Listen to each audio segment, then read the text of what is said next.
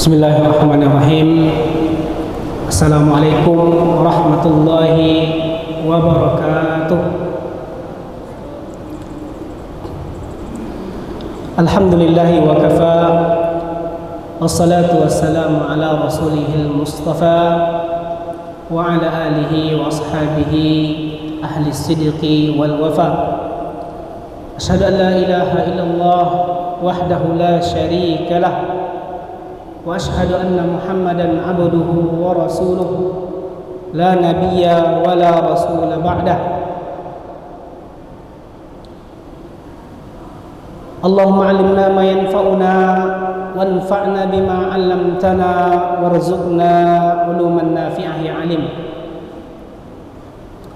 Radina billahi rabba wa bil islami dina wa bi Muhammadin sallallahu alaihi wasallam nabiyya wa rasulah. Rabbi syrah li sadri wa yassir li amri wahlul 'uqdatam min lisani yafqahu qawli. Jemaah salat maghrib dan isya, muslimin muslimat, terkhusus forum pemuda Masjid Raya Podamara yang dimuliakan oleh Allah Subhanahu wa taala. Tak henti-hentinya kita bersyukur kepada Allah Subhanahu wa taala atas segala limpahan rahmat karunia, kesempatan waktu yang Allah Subhanahu wa taala masih bentangkan untuk kita, sehingga kita masih bisa menggunakan waktu itu semaksimal mungkin. Liyabluwakum ayyukum ahsanu amala, untuk mendapatkan derajat ahsanu amala, bisa beraktivitas semaksimal mungkin, melahirkan kegiatan-kegiatan yang ahsanu amala, sebaik-baik amalan. Kita berharap dan bermohon kepada Allah Subhanahu wa taala dengan adanya majelis-majelis ilmu yang kita buat, semoga itu termasuk amalan-amalan yang termasuk ahsanu amala, sebaik-baik amalan di sisi Allah Subhanahu wa taala. Sesungguhnya kita sekarang ini berada di pertengahan bulan Dzulqa'dah, tanggal 18 Dzulqa'dah, salah satu di antara bulan-bulan haram. Allah Subhanahu wa taala menyebutkan di dalam surat At-Taubah ayat yang ke-36. A'udzu billahi minasyaitonir rajim. Inna 'iddatasy syuhuri 'indallahi 12 syahra fi kitabillahi yawma khalaqas samawati wal ard minha arba'atul hurum dzalika ad-dinul qayyim fala tadhlimu fihinna anfusakum ila akhir ayat. Allah Subhanahu wa taala di dalam surah At-Taubah ayat yang ke-36 ini menyebutkan jumlah bulan di sisinya. Apa kata Allah Subhanahu wa taala? Inna 'iddatasy syuhuri 'indallahi 12 syahra. Jumlah bulan di sisi Allah Subhanahu wa taala sebanyak 12 bulan. Minha arba'atun hurum, dan di antaranya adalah bulan-bulan haram. Maka di bulan-bulan haram ini kaum musyrikin pun mengetahui dan memahami, bahkan menghindari terjadi peperangan di bulan-bulan ini. Walaupun nantinya mereka juga akan melanggar seruan Allah Subhanahu wa taala ini. Namun pada dasarnya orang-orang kafir musyrikin Mekah masih menghormati kemuliaan bulan-bulan haram ini. Maka jumlah bulan haram yang disebutkan oleh Allah Subhanahu wa taala di dalam Al-Qur'an itu disebutkan minha arba'atun hurum. ada 4 bulan. Yang kata Rasulullah sallallahu alaihi wasallam di dalam hadisnya, bulan-bulan haram itu 3 bulan diantaranya berturut-turut. Maka kita mulai dengan bulan Dzulqa'dah. Maka kita sekarang berada di pertengahan bulan Dzulqa'dah. Insyaallah subhanahu wa ta'ala kita akan masuk ke dalam bulan Zulhijjah, yang di situ ada syariat haji yang ibadah mulia di sisi Allah subhanahu wa ta'ala. Dan juga di dalam bulan Zulhijjah itu ada 10 hari yang mulia di sisi Allah subhanahu wa ta'ala. Maka Zulqa'dah, Zulhijjah, Muharram berturut-turut. Kemudian bulan Rajab. Maka bulan-bulan ini adalah bulan yang di sisi Allah subhanahu wa ta'ala dijaga kemuliaannya. Bukan berarti di bulan-bulan lain tidak dijaga oleh Allah subhanahu wa ta'ala.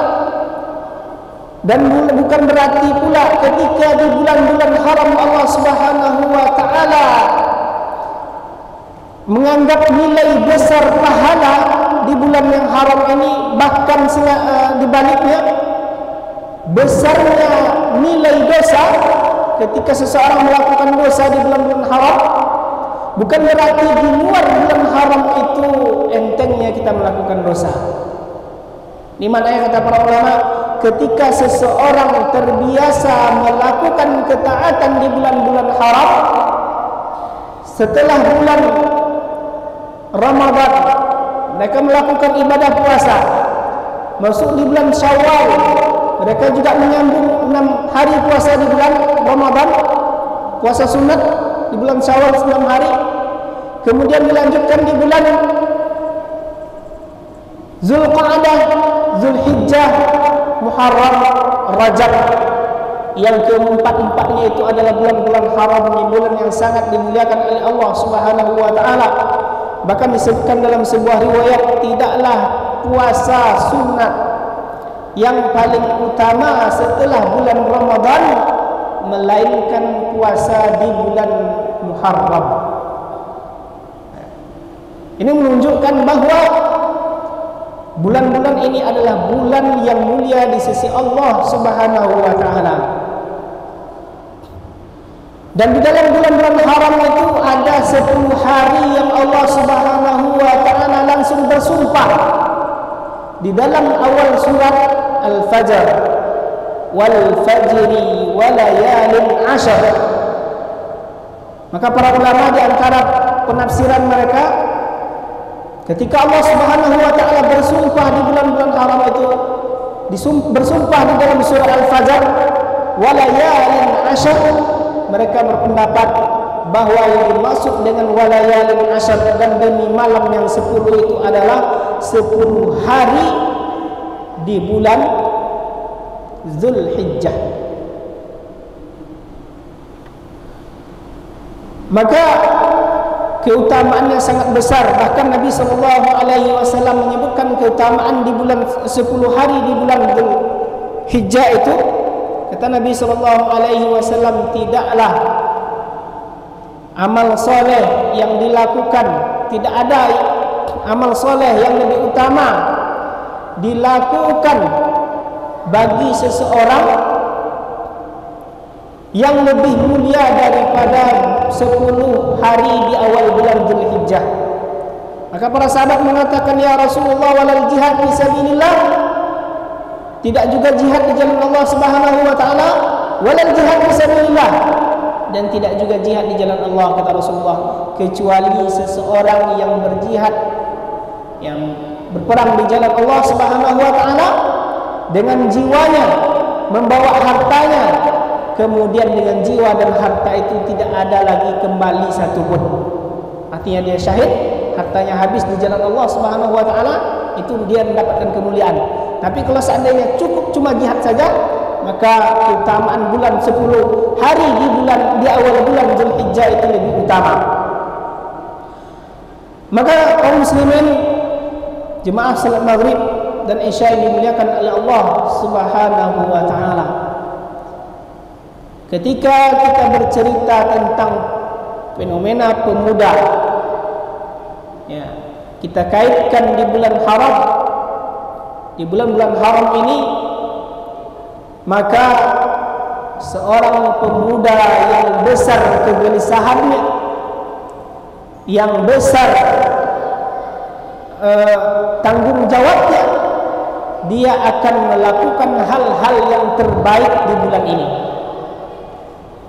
Dia akan melakukan hal-hal yang membuat kebaikannya itu akan dikenang oleh generasi setelahnya. Kalau syabab di dalam istilah bahasa Arab, di dalam istilah Arab itu sampai umur 40 tahun. Maka diangkatnya Nabi sallallahu alaihi wasallam sebagai seorang nabi ketika beliau berada di usia 40 tahun, dan itu adalah nihayatul umris syabab.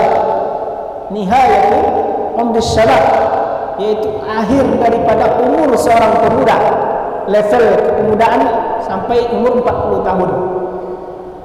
Setelah usia balik. Maka Nabi sallallahu alaihi wasallam dipantaskan oleh Allah Subhanahu wa taala, dipilih sebagai seorang nabi dan rasul yang diutus untuk mengkhatamkan, menutup seluruh para risalah para nabi dan rasul. Dialah nabi utusan yang terakhir. Dan ternyata Nabi sallallahu alaihi wasallam memulai masa-masa mudanya dengan penuh ketaatan dan ada kegelisahan, ya, ada kegelisahan di dalam hatinya. Apa kegelisahan di dalam hati Rasulullah sallallahu alaihi wasallam? Yaitu ketika melihat penyakit masyarakat yang sudah luar biasa, kesyirikan merajalela, kezaliman, ya, kemudian berbagai macam pertikaian, perang antar kabilah, ya, permusuhan, berbagai macam masalah kafir Quraisy di kota Mekah kala itu. Ada kegelisahan Nabi sallallahu alaihi wasallam, dan Nabi adalah seorang pemuda yang dipilih oleh Allah Subhanahu wa taala yang suci fitrahnya. Bahkan di umur 4 tahun Rasulullah sallallahu alaihi wasallam disucikan hatinya, dibersihkan hatinya, dibelah dadanya. Kemudian setidaknya ada 2 kali kejadian pembersihan dada Rasulullah SAW selama hidupnya. Yang pertama kalinya di usia beliau 4 tahun, dan yang kedua kalinya adalah ketika Nabi SAW ingin berjumpa dengan Allah ketika melakukan Isra dan Mi'raj. Maka kaum muslimin yang dimuliakan oleh Allah Subhanahu wa taala, artinya seorang pemuda memahami, mengerti kegelisahan apa yang harus dia gelisahkan di dalam hidupnya. Maka dalam sebuah tulisan yang ditulis oleh salah seorang pemikir Islam, beliau menulis sebuah kitab yang berjudul Azimatis Syabab atau Azamatis Syabab, krisis-krisis kepemudaan, krisis rasa jiwa muda, krisis masa muda. Yang beliau menggambarkan di situ ada permasalahan-permasalahan pemuda yang sangat serius, yang harus dipikirkan oleh generasi muda pada saat sekarang. Di antara penyakit dan krisis yang melanda kaum pemuda itu ada yang sifatnya umum, ada yang sifatnya khusus. Di antara penyakit pemuda yang melanda pemuda itu sendiri adalah al-faragh al-fikri.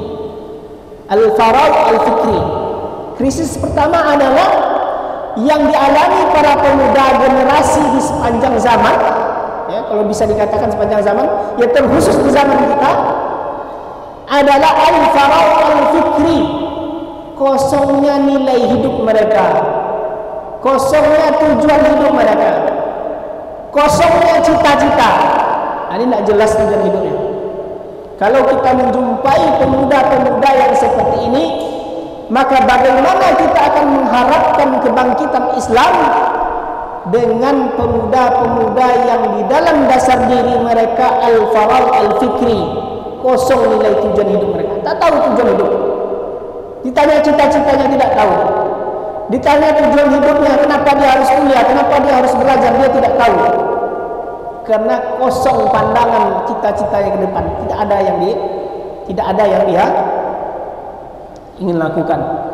Maka hal ini adalah sebuah penyakit yang kalau terus menerus dan menjangkit, ini akan merusak generasi muda.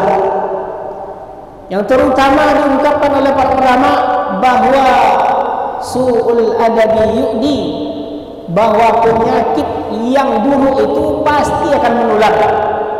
Maka kekosongan cita-cita pandangan hidup ini akan menular kepada generasi berikutnya atau generasi sesamanya.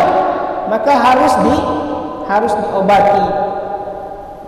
Yang kemudian penyakit yang kedua adalah at-tadanni, ya, at-tadanni lil mustawal ilmi. Ya, seringkali para pemuda, generasi muda, ya, muda-mudi tak peduli dengan pertumbuhan tumbuh kembangnya ilmu. Artinya di dalam bagian kehidupan mereka itu tidak tertancap cinta terhadap ilmu, ya, tidak tertancap cinta terhadap ilmu. Perlu diketahui bahwa kaum muslimin, kebangkitan umat Islam itu awal mulanya dengan ilmu. Maka ketika ayat yang pertama turun di dalam Al-Quran itu, ketika Nabi SAW menerima wahyu, tidak langsung perkara salat yang turun. Aqimus salah, dirikan salat. Wa atiz zakah, tunaikan zakat. Bukan perkara salat, bukan perkara zakat, bukan juga haji, ya. Tetapi ayat yang pertama turun adalah yang berkaitan tentang ilmu. Apa kata Allah Subhanahu wa taala? Iqra bismi rabbikal ladzi khalaq. Baca. Yang mana membaca termasuk salah satu jendela ilmu. Maka di dalam sebuah kitab yang ditulis oleh Dr. Adian Husaini, judul bukunya Pancasila bukanlah melepas, ya, bukanlah menindas hak konstitusi umat Islam. Maka di dalam buku yang tebalnya sekitar 250 halaman itu beliau menjabarkan tentang hadirnya generasi Salahuddin Al-Ayyubi. Salahuddin Al-Ayyubi. Maka kata beliau, hadirnya generasi Salahuddin Al-Ayyubi itu bukan hadirnya seorang pemuda secara tiba-tiba langsung turun dari langit. Pemimpin Salahuddin Al-Ayyubi yang memimpin pasukan kaum muslimin untuk memerangi pasukan salib, membebaskan bumi Al-Aqsa, membebaskan bumi Palestina itu bukanlah seorang pemuda yang langsung turunkan oleh Allah Subhanahu wa taala dari langit. Akan tetapi pembentukan takwin syakhsiyah, pembentukan jiwa kepemudaan Salahuddin Al-Ayyubi itu sudah dimulai puluhan tahun sebelumnya. Dan itu merupakan karya dua orang ulama besar. Tumbuhnya generasi Salahuddin itu peran yang sangat penting dari dua ulama besar, Ulama besar itu siapa? Imam Abu Hamid Al-Ghazali dan Imam Abdul Qadir Al-Jilani. Maka kata Dr. Adian Husaini, beliau mengatakan hal yang pertama dilakukan oleh Imam Abu Hamid Al-Ghazali adalah memperbaiki jiwanya sendiri. Dia mulai dari dirinya sendiri. Maka kepada hari ini ketika seorang pemuda, generasi muda, muda-mudi kita mendapatkan permasalahan dalam kehidupannya, hal yang mesti pertama sekali dia perbaiki adalah dirinya sendiri. Oleh karena itu, yang masyhur ceritanya bahwa Imam Abu Hamid Al-Ghazali melakukan uzlah, uzlah, mengasingkan diri. Melihat fenomena kondisi masyarakat yang ketika itu kacau balau, hiruk pikuk antara perpecahan mazhab, saling menyerang, saling bertikai, tidak ada perdamaian. Maka Imam Ghazali berpikir apa yang terjadi di dalam umat ini. Maka Imam Ghazali memutuskan untuk meninggalkan hiruk pikuk dunia ini. Kemudian dia sekejap melakukan uzlah untuk memberikan solusi bagi generasi terbaik setelahnya.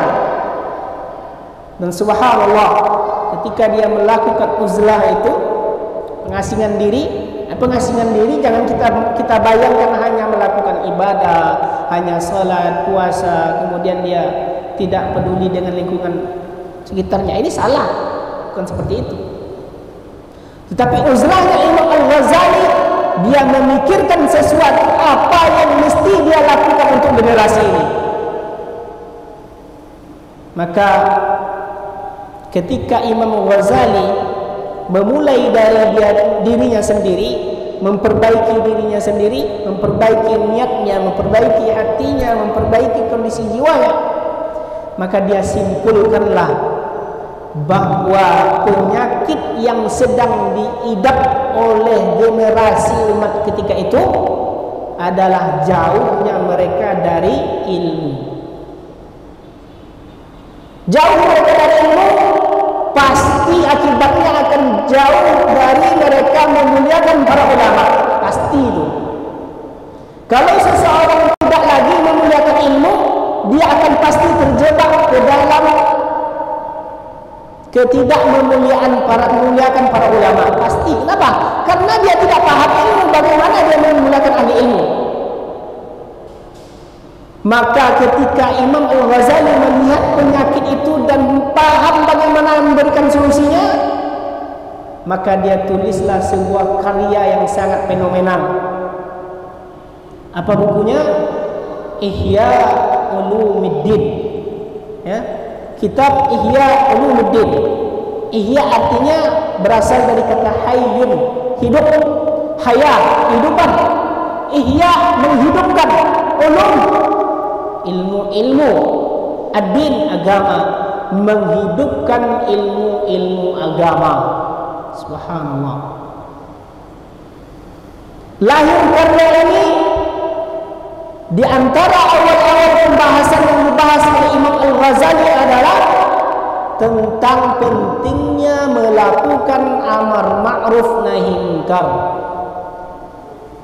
Mengapa Imam Ghazali mencantumkan judul yang pertama adalah amar ma'ruf nahi munkar? Ya, di antara judul-judul pertama adalah amar ma'ruf nahi munkar karena Imam Al-Ghazali menilai timbulnya penyakit jauhnya masyarakat dari ilmu dan tidak memuliakan ahli ilmu itu disebabkan diantaranya adalah masyarakat yang tak lagi peduli dengan kemungkaran, berbuat sendiri saja. Ya solat, dia ikut solat, selamat diri sendiri saja, tak peduli yang lain mau solat mau tidak dia tak peduli, istrinya mau solat mau tidak dia tak peduli, anaknya mau pakai jilbab atau tidak dia tak peduli. Ini hilangnya kecemburuan seseorang terhadap keluarganya, generasinya, masyarakatnya. hilang kecemburuan itu dari dirinya, maka dia tak lagi mau melakukan amar ma'ruf nahi munkar. Maka mulailah Imam Al-Ghazali menjelaskan di dalam kitab Ihya Ulumuddin itu tentang pentingnya amar ma'ruf nahi munkar, menyadarkan kembali jiwa masyarakat yang tak lagi peduli terhadap kemungkaran. Diingatkan lagi oleh Imam Al-Ghazali puluhan tahun berikutnya, 50 tahun akan disebutkan oleh ulama-ulama kita, maka lahirlah generasi Salahuddin yang cinta ilmu, cinta ulama, dan tidak mencintai perpecahan. Subhanallah. Maka tidak mudah kerjanya para ulama itu memikirkan keadaan umat. Maka hal yang pertama harus dipahami oleh seorang pemuda adalah falyabda' bi nafsihi. Ketika dia ingin memperbaiki kondisi dia saat sekarang ini yang terjebak dalam keadaan krisis, yang azamat, penyakit-penyakit zaman, maka mesti dia lakukan adalah memantaskan dirinya, mempersiapkan dirinya, menyadari bahwa dirinya sedang dalam keadaan tidak baik-baik saja. Berarti ketika seseorang menyadari bahwa posisinya dalam keadaan tidak baik-baik saja, berarti butuh solusi, butuh sesuatu yang mesti tindakan yang dia lakukan. Maka hal selanjutnya adalah memulai dengan ilmu, mengilmui kehidupannya, sehingga penyakit yang dia hadapi itu dia mengetahui bagaimana cara mengobatinya dan kadarnya seperti apa. Kalau kita tahu penyakitnya lalu kita tidak mau berobat, sama saja mati secara perlahan. Ada orang tahu penyakit tapi dia tidak mau mengobatinya, ada. Maka generasi yang malas-malasan, yang tidak mau berobat dengan ilmu, tak mau lagi kembali kepada syariat, dia tidak akan menemukan obatnya, walaupun dia sadar dia sedang sakit. Kemudian ada penyakit yang ketiga yang ditimpakan kepada para pemuda, yang dirasakan oleh para generasi muda. Di antaranya adalah penyakit al-ijtimaiyah, ya, penyakit sosial. Ya, termasuk tadi tidak peduli terhadap kemungkaran, cuek terhadap kemaksiatan, ya, tidak, yang tua lagi tidak menyadarkan yang muda lagi tidak menghormati yang tua, durhaka kepada orang tua, ya, tak ada lagi keharmonisan dalam rumah tangga. Itu termasuk penyakit-penyakit sosial yang membudaya. Maka itu harus dihilangkan. Siapa yang bertanggung jawab daripada semua ini?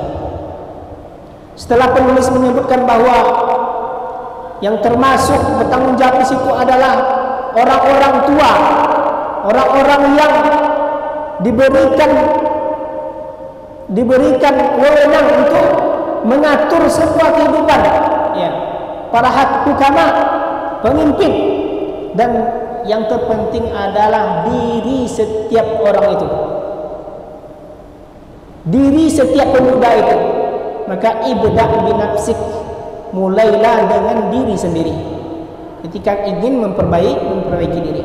Dan apa solusi yang mesti dilakukan oleh seorang pemuda ketika dia menemukan dirinya dalam keadaan masalah, dalam keadaan yang tidak baik-baik saja? Solusinya yang tak lain dan tak bukan, kata para ulama, adalah al-Islam. Kembali kepada Islam, kembali kepada syariat ini. Selama ini kita hanya memahami salat, ya salat. Islam itu hanya salat, ke masjid, puasa bulan Ramadan, zakat, berkurban, itu saja. Tetapi Islam yang selama ini, yang semesti, yang universal, yang menyeluruh, udkhulu fis-silmi kaffah, masuklah ke dalam Islam secara universal, menyeluruh. Islam mengatur kita tidur, Islam mengatur kita mencari nafkah, Islam mengatur kita bermuamalah, Islam mengatur kita dalam bab pernikahan, Islam mengatur kita bahkan dalam cara berkebun, bertani, berusaha. Bahkan Islam mengatur kita masuk keluar WC. Itu Islam mengatur semua kehidupan kita. Tangan mana yang mesti kita pakai ketika melakukan satu aktivitas? Apakah tangan kanan atau tangan kiri? Makan pakai tangan kanan. Ketika bersentuhan dengan kotoran dengan tangan kiri, diatur dalam Islam semuanya. Sehingga dengan kesadaran kita mesti kembali kepada syariat ini, itu yang disebutkan oleh Nabi Sallallahu Alaihi Wasallam. Umat ini tidak akan selesai masalahnya hatta ya'udu ila dinihim, sampai mereka kembali lagi kepada agama mereka. Kehinaan tidak akan Allah Subhanahu wa taala cabut dari umat ini.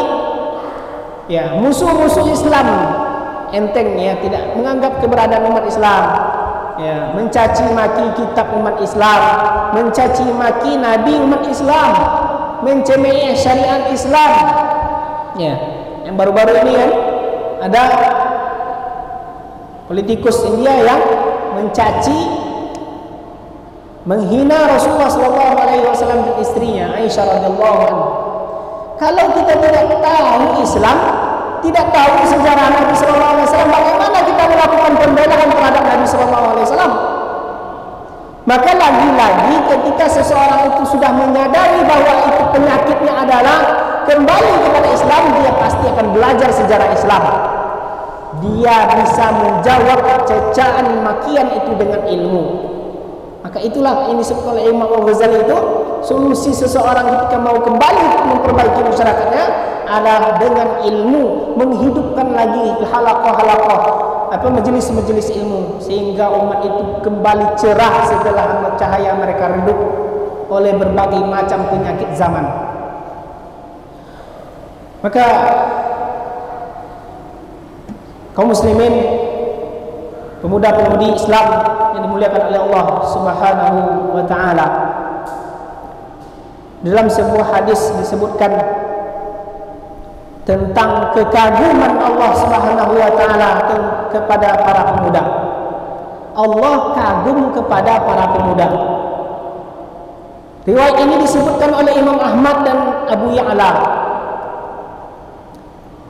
Mereka, Allah Subhanahu wa taala mengatakan dalam hadis, dalam sebuah hadis disebutkan oleh Nabi sallallahu alaihi wasallam, "Innallaha la ya'jab." Sesungguhnya Allah Subhanahu wa taala itu betul-betul takjub. Allah takjub kepada siapa? Minasyabab, kepada pemuda. Ya. Kalau disebutkan pemuda di situ, pemudi masuk. Karena ini min babit taghlib. Hanya untuk penyebutan menyeluruh. Maka kata Allah Subhanahu, kata Nabi sallallahu alaihi wasallam dalam sebuah hadis, sesungguhnya Allah Subhanahu wa taala merasa takjub kepada pemuda. Bagaimana pemudanya? Alladzi laisat lahu sabwah, yang pemuda itu tak terjebak ke dalam as-sabwah. Sabwah itu penyelewengan. Lingkungannya menyeleweng, lingkungannya penuh dengan yang tidak baik. Sebuah syuzuz al-hiraf, sebuah itu penuh dengan penyelewengan, kemudian tidak sesuai lagi dengan syariat, maka Allah Subhanahu wa taala akan kagum kepada seseorang pemuda yang mereka itu tumbuh jauh dari penyelewengan ini. Artinya mereka menghindarkan diri dari penyelewengan-penyelewengan yang ada di dalam masyarakatnya.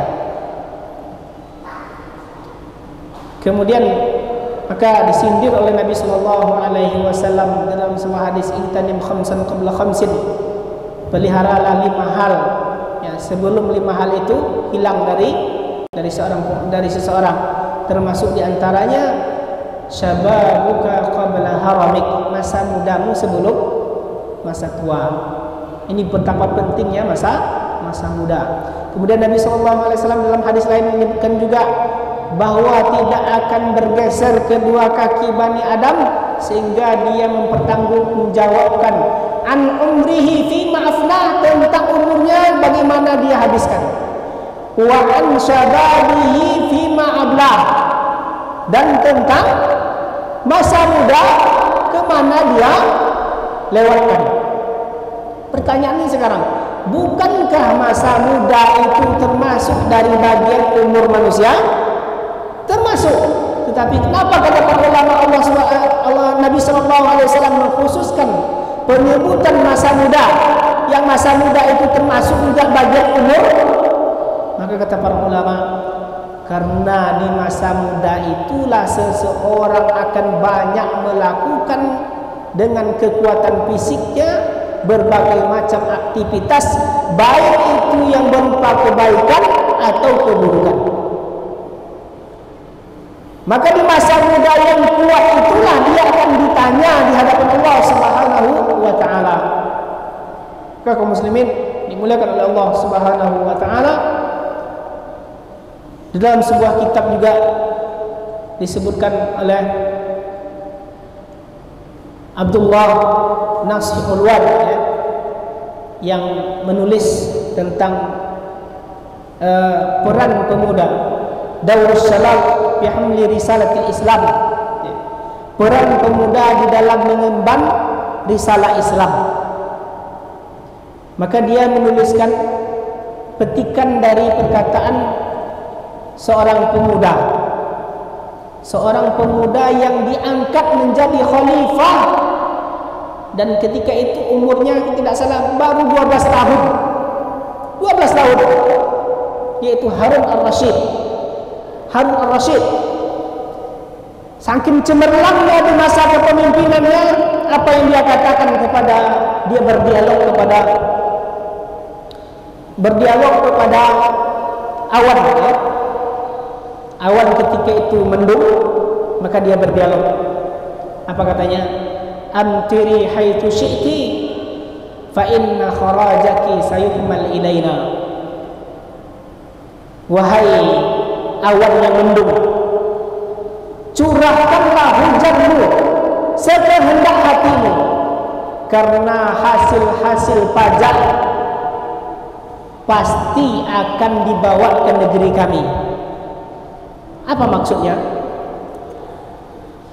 Wahai awan yang mendung, curahkanlah hujanmu dimanapun tempat yang kamu kehendaki, karena sesungguhnya hasil-hasil pajak yang keluar dari bumi itu akan pasti juga dibawa ke negeri kepemimpinan kami.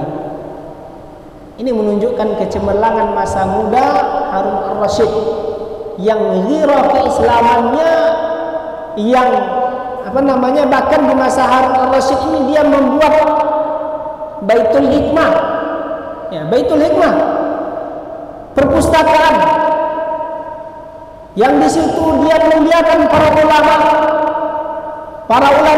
dimuliakan di masa Harun Ar-Rasyid.